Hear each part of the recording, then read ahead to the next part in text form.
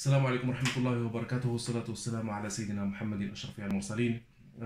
Dans ce vidéo, nous allons traiter un sujet que nous avons déjà traité, qui est relatif au nombre de Mersenne et plus précisément au test de primalité de nombre de Mersenne. C'est un sujet que nous avons déjà traité, qui s'appelle la test de primalité de Lucas-Lehmer. Le test de primalité de Lucas-Lehmer. Donc, ce vidéo est exclusivement en français, c'est-à-dire que je ne vais pas parler en arabe pendant ce vidéo, il est exclusivement en français. Très bien. Pour diversifier un peu, parce que je l'ai déjà fait, le vidéo je l'ai déjà fait en arabe, et donc là maintenant je vais le faire en français. La première chose, c'est la définition de nombre de Mersenne. Un nombre de Mersenne, c'est un nombre qui s'écrit sous la forme 2 à la puissance n moins 1. 2 à la puissance n moins 1. Il y a des gens qui appellent tous les nombres qui sont comme ça, qui s'écrivent de cette façon, ce sont des nombres de Mersenne. Il y a des gens qui supposent que le n qui est là, il doit être premier. N est premier. C'est-à-dire que pour que ce nombre soit appelé un nombre de Mersenne, il faut que le n qui soit là dans l'exposant, il faut qu'il soit lui-même premier. À titre d'exemple, 2 à la puissance 3, 2 à la puissance 3 moins 1, 2 à la puissance 3 moins 1, c'est un nombre de Mersenne. 2 à la puissance 5 moins 1, 2 à la puissance 11 moins 1, et ainsi de suite. Et donc, un nombre de Mersenne, est-ce que ce nombre est un nombre premier? Est-ce qu'il est premier lui-même? Est-ce que c'est un nombre premier ou bien c'est un nombre composé? C'est ça la réponse à la question à laquelle répond le test de primalité de Lucas-Lehmer. Donc, je crie Mersenne, nombre.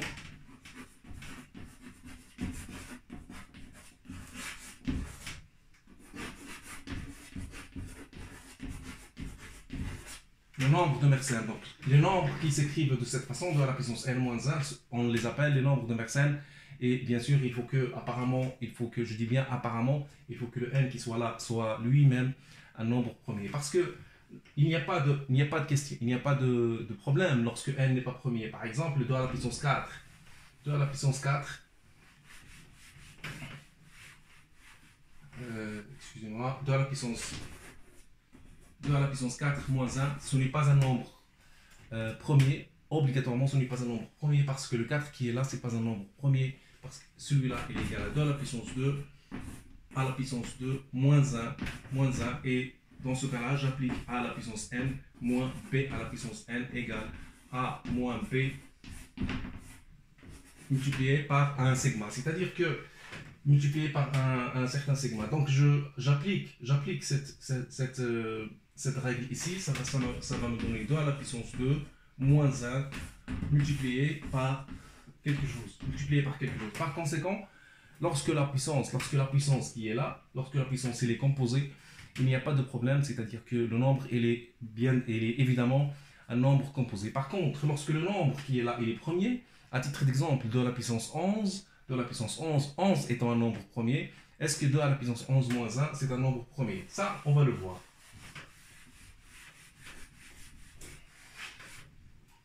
Deux à la puissance 11 moins 1 égale 2048 moins 1 égale 2047.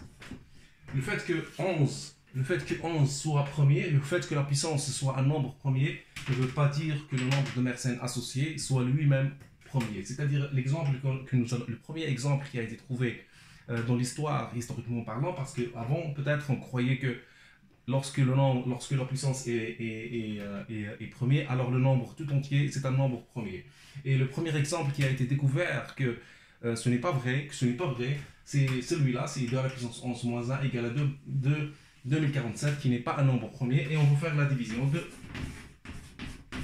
2047 divisé par 23. 2047 divisé par 23 égale à 8. Donc là, parce que moi je sais le résultat c'est 89. Mais 8 multiplié par 3 c'est 24. C'est 24. 8 multiplié c'est 18. Donc c'est 0, 2, 7, 9. 9 fois 3 c'est 27. 9 fois 2 c'est 20. Égal, le reste égale à 0. Donc Le fait que 2 à la puissance 11, le fait que 11 soit un nombre premier ne veut pas dire que 2 à la puissance 11 moins 1 est lui-même un nombre premier. Et c'est le premier exemple qui marche, c'est celui-là. C'est le plus petit nombre dans lequel, même si la puissance qui est là, la puissance qui est là, elle est première, alors, et le nombre de Mersenne correspondant n'est pas premier. Très bien. Le test, on va travailler maintenant le test de primalité de Lucas-Lehmer. J'écris.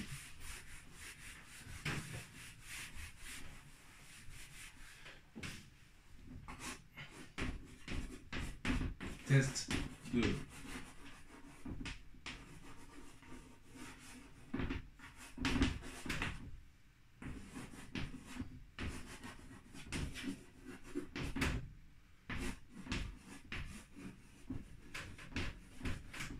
le test de primalité.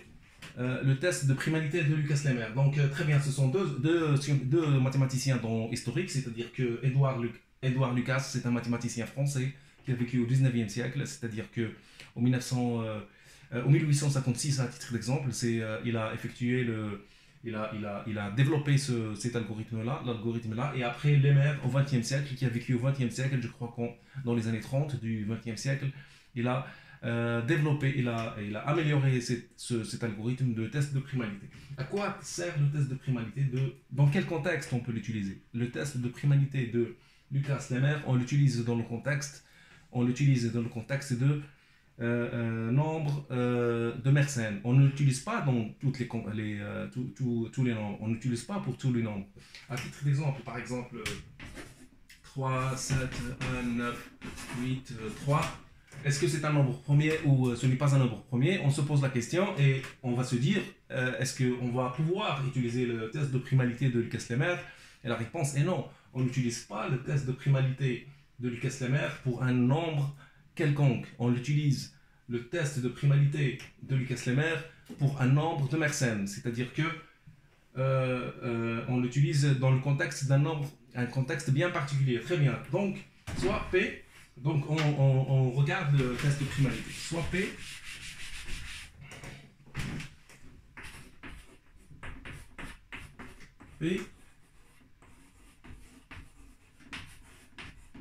un nombre premier. Donc, MP égale 2 à la puissance P moins 1. Donc, P est un nombre premier. Ça, c'est une hypothèse de départ. C'est-à-dire, on travaille sur le fait que P soit un nombre premier. Et on veut savoir, est-ce que MP qui est égal à 2 à la puissance P moins 1 est un nombre premier. C'est là où intervient le test de primalité de Lucas-Lehmer. Donc, très bien. Lucas-Lehmer, il a défini, donc, on passe à cette méthode-là, à partir de cet instant. Je définis cette méthode ce test-là. Très bien. On définit une suite. On définit une suite. Sn égale à 4. Si n égale à 0. Et là, Sn moins 1 au carré moins 2. Moins 2. Donc, très bien. Il a défini cette suite. Sn égale 4 lorsque n égale à 0 et Sn égale Sn moins 1 au carré moins 2. C'est-à-dire qu'il est égal au carré du terme précédent moins 2. Sachant que le premier terme égale à 4. Donc très bien. Le test de primalité de Lucas-Lehmer est basé sur cette suite. Et il est défini sur Wikipédia. Donc la preuve, moi je ne l'ai pas inventé bien sûr. Je l'ai regardé sur Wikipédia anglais, je crois, et je l'ai traduite sur Wikipédia arabe. Donc, si vous voulez avoir cette preuve qui va être affichée qui va être travaillée sur ce vidéo, vous pouvez aller sur l'article de test de primalité d'un nombre premier, d'un nombre de Mersenne de Lucas-Lehmer sur Wikipédia arabe ou Wikipédia anglais. Donc, très bien. Donc, cette suite.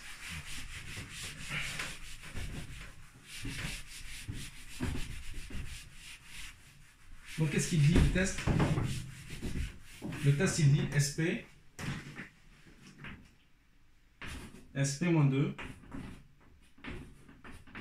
égale à 0 modulo MP équivaut à MP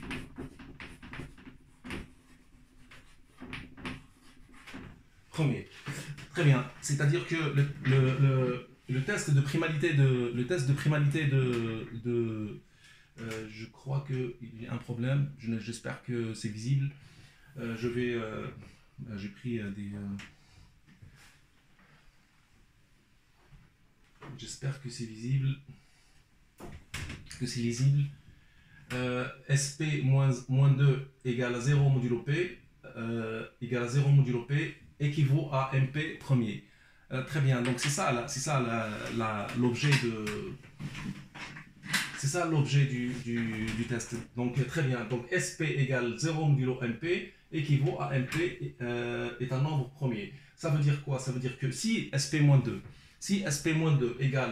est un multiple de MP, s'il est un multiple de P, alors si seulement si MP est premier. Donc c'est ça le test de primalité.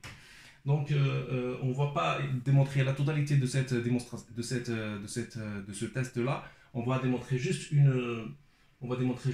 l'implication. On va démontrer juste ça. Pour la simple raison que l'autre sens, je ne l'ai pas encore travaillé. Et donc il paraît peut-être plus difficile, je ne sais pas. Mais on va travailler juste cette partie. C'est-à-dire qu'on va démarrer à partir de ça. Et on va démontrer que MP est premier. Très bien. Donc,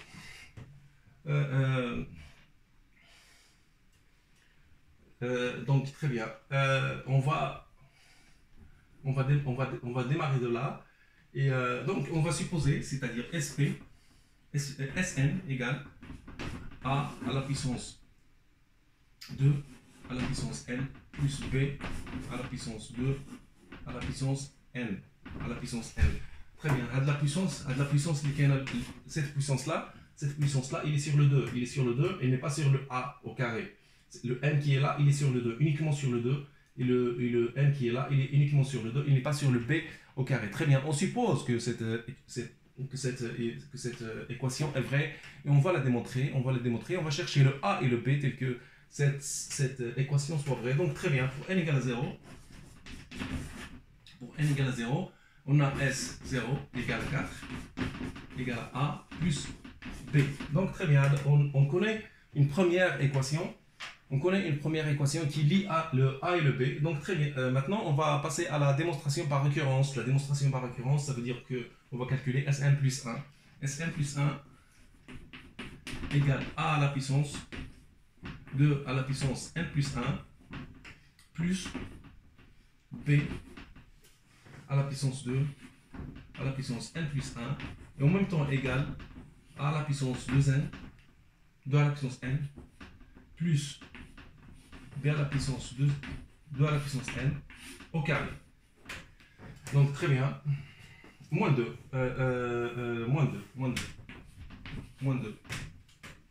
Ici je développe égal A à la puissance 2 à la puissance n plus 1 plus B à la puissance 2 à la puissance n plus 1 plus 2ab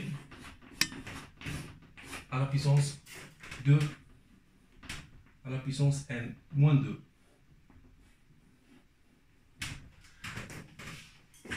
Très bien. Donc, pour que cette équation soit vraie, c'est-à-dire que cette quantité, on la voit ici, cette quantité, le A à la puissance 2 à la puissance n plus 1, on la voit ici.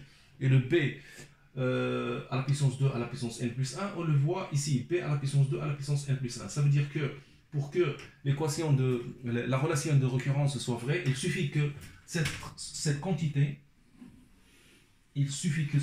soit égale à 0.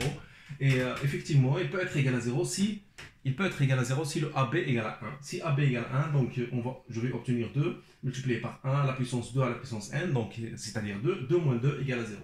Donc très bien, ça me permet de savoir que A plus B égale à 4 et AB égale à 1.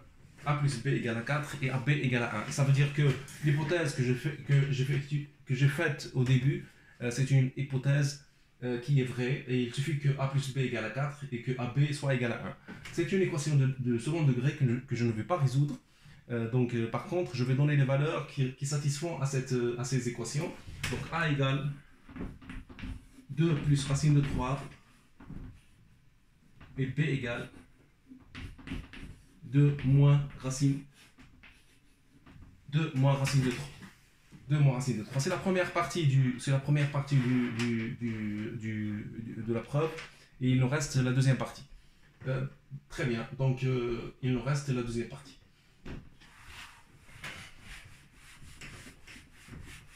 Il nous reste la deuxième partie.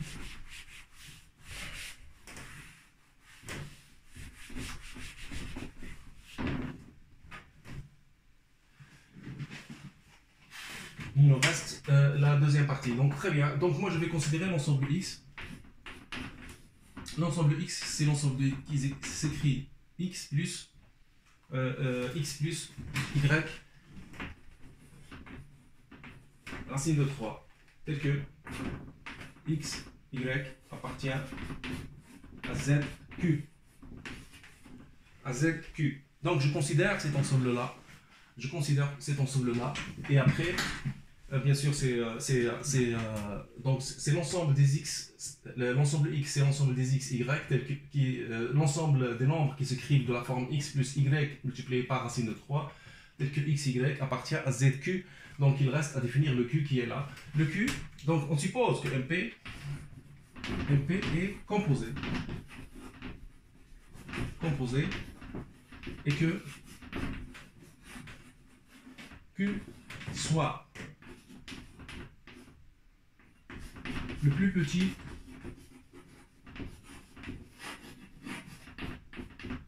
diviseur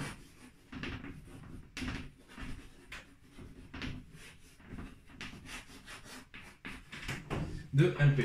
Très bien, donc notre objectif c'est démontrer que MP soit un nombre premier, et pour démontrer que MP il est premier, on va supposer c'est-à-dire démonstration par contradiction, c'est-à-dire on suppose qu'il est composé. Donc on suppose que MP est composé et que Q soit le plus petit diviseur de MP, c'est-à-dire que il n'y a pas un diviseur de MP qui est plus petit encore que Q, donc on suppose que Q c'est le plus petit diviseur. Très bien. Donc là maintenant on va démontrer, c'est-à-dire peut-être on ne va pas le démontrer, juste on va l'annoncer. X, comment dire, le cardinal de X. Le cardinal de X que je vais indiquer comme ça, c'est-à-dire que le nombre d'éléments de X, c'est égal au nombre d'éléments que peut prendre X multiplié par le nombre d'éléments que peut prendre Y. Et quand on divise un nombre par Q, alors le reste il est égal à 0 ou 1 ou 2 ou 3, je peux aller jusqu'à Q moins 1. Et par conséquent, le cardinal de X égale Q au carré. Le cardinal de X égale Q au carré. Très bien. Q au carré, donc ça c'est la première chose. Exactement, par exemple, l'ensemble des diviseurs, c'est-à-dire quand je divise un nombre par 7, le reste il est égal à 0 jusqu'à 6. C'est-à-dire que lorsque je divise un nombre par 7, le reste de la division, il peut être égal à 0, 1, 2, 3, jusqu'à 6. Il ne peut pas aller au-delà de 6. Il ne peut pas, bien sûr, il démarre à partir de 0. Ce qui veut dire que le nombre de possibilités du reste, il y en a 7. 7 possibilités parce que je vais compter le 0 et je vais aller jusqu'à 6. Donc, le cardinal de X égale Q au carré. Très bien. Je vais maintenant... Je vais zoomer sur ce groupe-là, X, muni de l'opération de multiplication classique, c'est-à-dire que c'est un nombre de, comment dire, on va pas démontrer que c'est un groupe, c'est-à-dire que ce couple-là, il constitue un groupe. Il vérifie les 4 propriétés de définition de groupe. Donc on va dire que X muni de la multiplication habituelle est un groupe,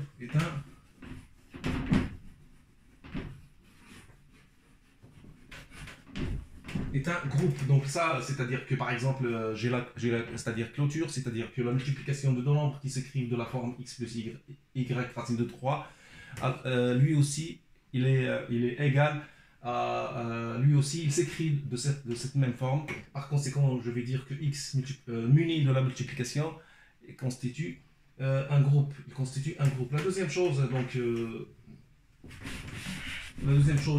je vais considérer c'est-à-dire l'ensemble des éléments qui appartiennent à x et qui n'ont pas d'inverse. Le zéro n'a pas d'inverse. Le zéro n'a pas d'inverse, c'est-à-dire qu'il n'existe pas un x, un x plus racine de 3 y multiplié par quelque chose, non, multiplié par le 0 égale à 1. Multiplié par le 0 égale à 1, c'est-à-dire que le 0, c'est-à-dire que le 0 n'a pas d'inverse, le 0 n'a pas d'inverse multiplicative. Il n'y a pas d'inverse multiplicative dans le cadre de cette opération qui est définie là. C'est-à-dire qu'il n'existe aucun nombre qui, lorsque je le multiplie par 0, il me donne 1. Il n'y en a pas ces nombres-là. Et donc, je considère les autres nombres qui ont un inverse. Ces autres nombres qui ont un inverse, j'indique. Je l'appelle comme ça, je l'appelle x étoile, je l'appelle cet ensemble-là x étoile. Et vu que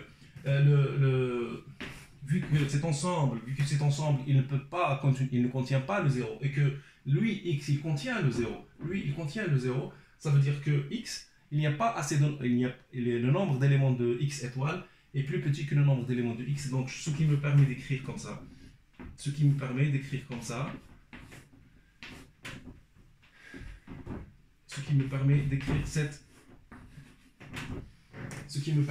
cette opération-là. Donc très bien.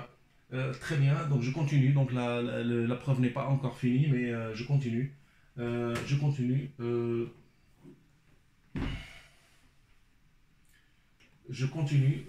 Donc la deuxième chose que je peux noter à partir du moment que Q, c'est le plus petit nombre, c'est le plus petit diviseur de Q, de MP, alors Q au carré inférieur ou égal à, il est inférieur ou égal à MP.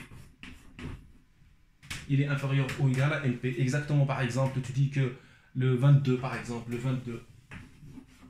si je prends par exemple le 22, le plus petit diviseur du 22 c'est égal à 2. Donc, puisque 2 est le plus petit diviseur de MP, de 22, alors 2 au carré, il est inférieur ou égal à 22.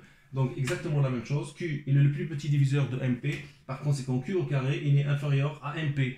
Parce que pour partir de Q et pour aller jusqu'à MP, il faut multiplier par un diviseur qui est plus grand que Q. Donc très bien, donc là je note ça, c'est un élément c'est on va dire une très bonne partie du preuve, je note ça. Donc je note que x étoile inférieur ou égal à MP. Non, inférieur strictement à MP.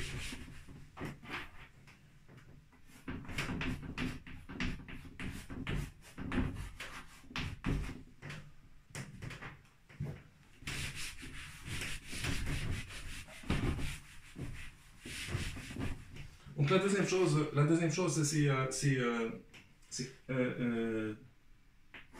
SP-2 égale à 0 modulo MP. Donc c'est ça l'hypothèse de base sur laquelle nous allons travailler, c'est celle-là, c'est-à-dire que la préposition à partir de laquelle on va travailler. Donc ça veut dire quoi? Ça veut dire A à la puissance P-2 à la puissance 2 à la puissance P-2 plus P à la puissance 2 à la puissance P-2 égale K multiplié par MP égale K Q K appartient à Z. C'est ça ce que ça veut dire. C'est ça ce que ça veut dire l'hypothèse à partir de laquelle on se base. Donc très bien, je vais multiplier tout le monde par je vais remettre le b à la puissance 2 à la puissance p moins 1 de l'autre côté. Et donc, ça me donne a à la puissance 2 à la puissance p moins 2 égale k, q moins p à la puissance 2 à la puissance p moins 2. Je multiplie tout le monde par je multiplie tout le monde par a à la puissance par ce nombre là. Donc ça va me donner à la puissance 2 à la puissance p moins 1 égale k q fois a à la puissance 2 à la puissance p moins 1 moins ab à la puissance 2 à la puissance p moins 2. Très bien. Donc là, je garde que cette dernière équation qui m'intéresse. Je garde que cette dernière équation. Donc a à la puissance 2 à la puissance p moins 1 égale k q a à la puissance 2 à la puissance p moins 1 moins 1 parce que nous savons que ab égale à 1. AB égale à 1. Donc très bien. C'est-à-dire que a à la puissance 2 à la puissance p moins 1 égale à 0.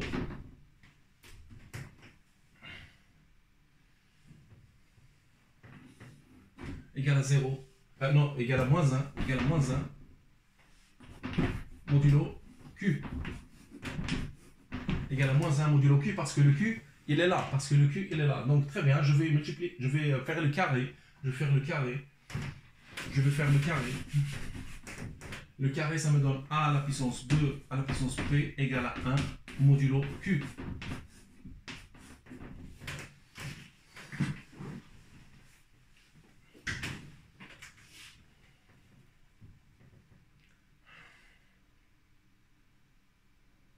Je continue, ce n'est pas fini.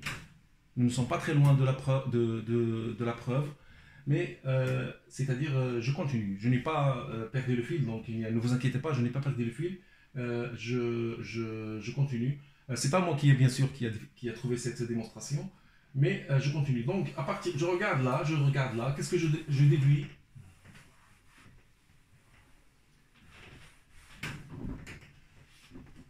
Je recommence. A à la puissance 2 à la puissance p moins 1 égale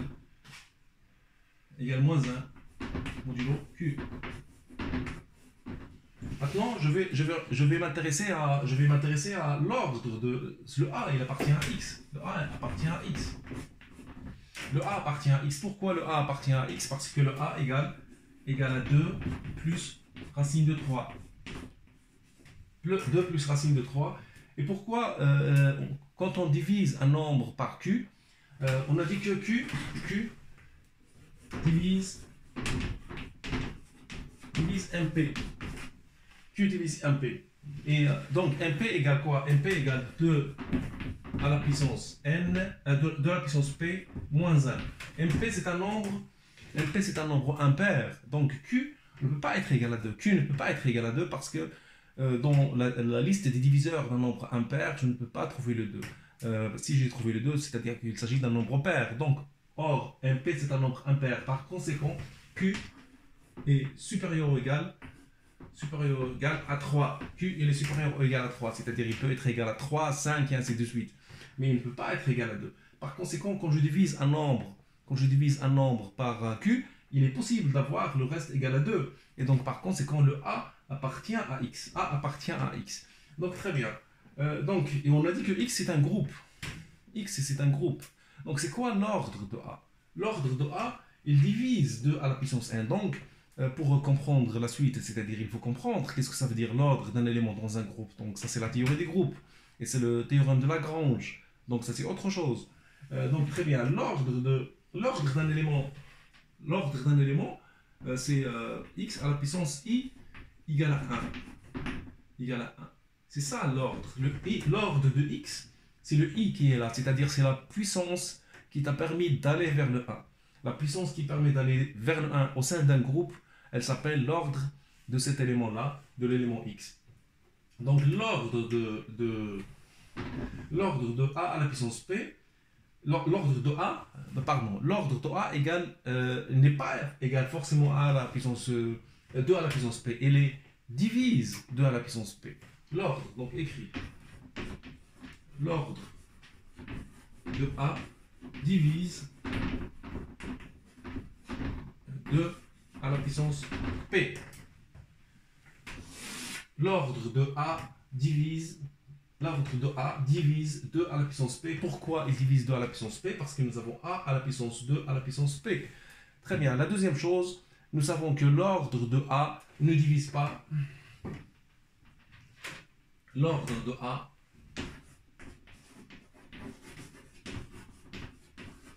ne divise pas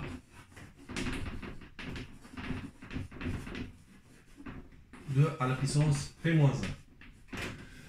Il ne divise pas. L'ordre de A, il divise 2 à la puissance P parce que nous avons A à la puissance 2 à la puissance P égale à 1. Et en même temps, nous savons que l'ordre de A ne divise pas 2 à la puissance P-1 parce que nous avons que A à la puissance 2 à la puissance P-1 n'est pas égal à 1 modulo Q, mais égal à moins 1 modulo Q. Et par conséquent, c'est-à-dire que c'est comme si je te demande les diviseurs. Donne-moi un diviseur de 64, mais qui ne soit pas diviseur de 32. Donc c'est impossible. Donc il y a uniquement le 64 lui-même. Le 64 lui-même. Donc c'est exactement ça. C'est-à-dire que je cherche un nombre qui divise 2 à la puissance P, mais qui ne divise pas 2 à la puissance P-1. C'est-à-dire que je cherche un nombre qui divise 64, mais qui ne divise pas 32. Donc ce nombre-là, il ne peut être que 64 lui-même. Donc je peux déduire ce qui suit. L'ordre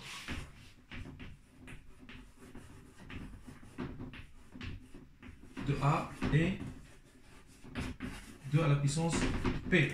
L'ordre de A est 2 à la puissance P. L'ordre de A égale à 2 à la puissance P. Or, on sait que au sein de la théorie des groupes, l'ordre d'un élément ne peut pas dépasser l'ordre du groupe à laquelle ne peut pas dépasser la cardinalité du groupe à laquelle c'est-à-dire à laquelle cet élément appartient. C'est-à-dire que l'ordre de A égale à 2 à la puissance P, il est inférieur à x étoile. Il est inférieur à x étoile. Je peux même mettre ou égal. Il est inférieur à x étoile. 2 à la puissance P, il est inférieur à x étoile. Donc parce que le nombre, c'est-à-dire A, il appartient à x étoile, c'est-à-dire parce qu'il a un inverse, et donc il est différent de 0, et donc l'ordre de A égale à 2 à la puissance P, il est inférieur à la cardinalité de x étoile. Donc il suffit que j'écris ce que je viens de décrire, je l'écris ici, 2 à la puissance P, et j'obtiens la contradiction. 2 à la puissance P inférieur strictement à 2 à la puissance P moins 1. Donc, c'est une contradiction, c'est la contradiction à laquelle nous avons abouti. Et par conséquent, c'est-à-dire l'hypothèse que nous avons effectuée au début, c'est une hypothèse fausse, MP. Donc, MP est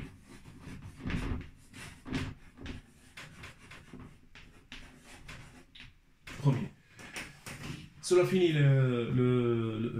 cela finit la preuve, et donc c'est ce que nous avons vu dans cette vidéo. Dans cette vidéo, c'est la test de primalité d'un nombre de Mersenne. Donc apparemment, c'est ce test-là de Lucas Lemaire, test de primalité de Lucas Lemaire de la primalité d'un nombre premier, de la primalité d'un nombre de Mersenne. Donc apparemment, il est utilisé pour chercher les très grands nombres premiers. Donc voilà, merci beaucoup pour votre attention, et j'espère que cette vidéo soit utile pour vous. Merci, au revoir.